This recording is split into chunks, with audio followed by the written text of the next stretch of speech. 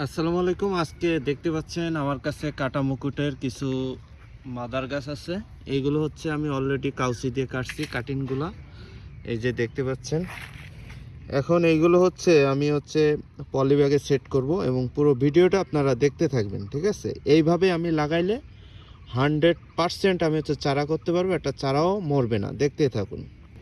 এই যে আমার মাটিটা আমি রেডি করে নিলাম। মাটির ভিতরে অবশ্যই আপনার গোবর সার, কম্পোস্ট সার যার আছে ওটা মিশিয়ে নেবেন এবং পাতা, এই যে ফুলগুলো অবশ্যই ছেটে দিবেন, কেটে ফেলে দিবেন, কলিও কেটে ফেলে দিবেন।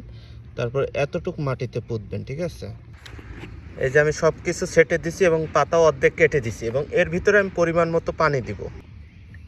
এই যে পানি দিচ্ছি। এরপরে যে আমরা ঘরটা বানিয়েছি রেস্ট হাউস, আমরা এই জায়গাতে রাখলাম কিছু দিনের জন্য। অবশ্যই ঢেকে দিব, হ্যাঁ?